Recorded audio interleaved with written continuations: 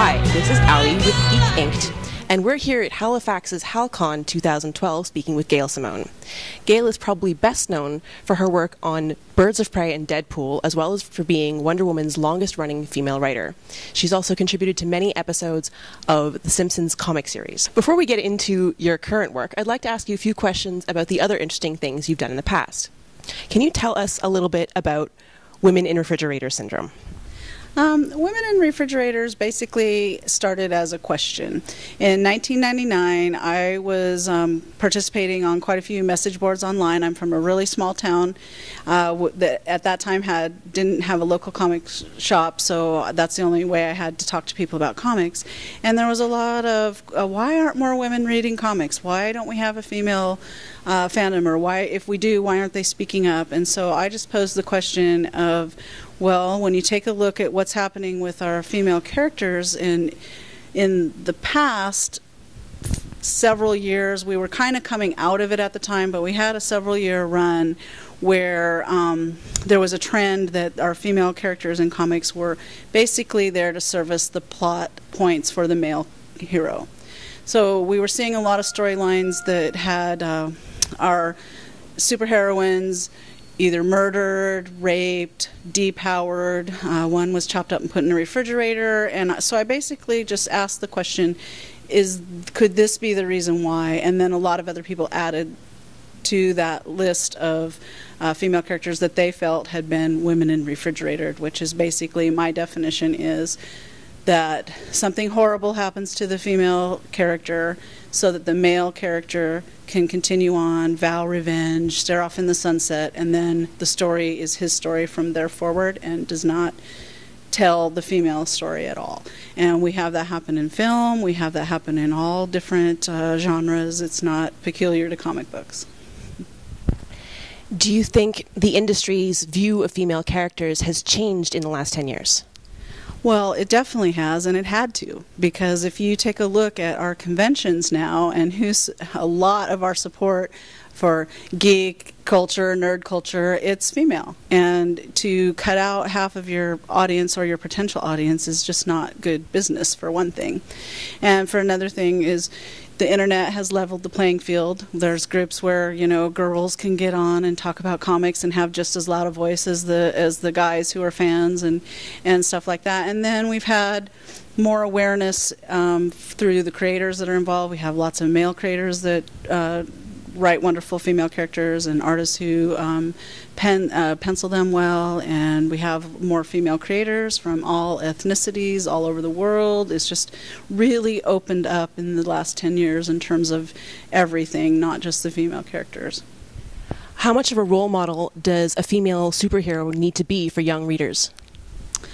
Well, that's kind of an interesting question because there's all different types of role models and there's role models for different things. And I think that the main thing is that the female character needs to have some sort of inner strength that comes from herself. That doesn't have to necessarily be physical strength. It can be mental strength. It can be emotional strength or understanding or the ability to, you know, have people help people work out their differences. There's just so many different ways. But in my opinion, it absolutely has to come from them. It cannot be thrust upon them. We've had trends in the past in literature and everywhere else where if a girl was to have an adventure, it was thrust upon them. And we can think of lots of examples of Wizard of Oz with Dorothy, you know, being swooped up to Oz, or Alice falling down the rabbit hole, or, you know, many, many things like that. And to me, for a female character to be a strong role model, that it needs to come from her in one way or another. Of all the strong female characters you've written, who is your favorite and why? That is just too difficult of a question. I can't narrow that down because I've had the opportunity and the luck and the blessing to write so many fabulous female characters, and I like them for different reasons. I absolutely adore Black Canary because she wears her heart on her sleeve. If you're her friend, she will do whatever it takes to, you know, help you, protect you, whatever. I love Barbara Gordon, of course. I have really strong ties to her from a young age. I loved her as Oracle, and now I love her as the Batgirl in the New 52. And I just absolutely miss writing Lady Blackhack's dialogue, because writing that spunky 30s, tough gal dialogue was just really fun, and not too many characters you can do that with. And then, of course, Wonder Woman. Wonder Woman, probably for me, that writing Wonder Woman taught me more about her than I could possibly have written and taught Wonder Woman or her readers, just because I traveled a lot around the world when I was writing Wonder Woman, and I got to see what she meant to people who aren't just, white American citizens. So to see the power of Wonder Woman, the independence, the ability to stand up and fight for what she believes, affect people in countries where they may not have the same equal rights that we have in America, for one thing. And so I think writing Wonder Woman and writing The Circle, which was the first 6 issues that I wrote of Wonder Woman, is probably what I'm the proudest of and what is the most talked about, like at colleges and things like that, just because the level of depth from a female perspective is very deep compared to a lot of things that we've seen in the past. Can you tell us a little bit about your current projects?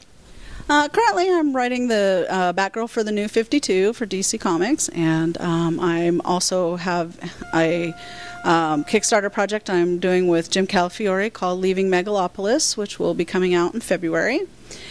And I have some stuff that's going on Mark Wade's Thrillbent site digitally, and there's things that I can't really talk about that are coming out, but I'm hoping to get to some more team books and some more creator-owned, created from the ground up stuff in the next year. Well, thank you so much for your time. If you want to know anything more about Gail Simone, you can follow her at Twitter at Gail Simone, or read her Tumblr, which is also gailsimone.tumblr.com. Angels from the sky and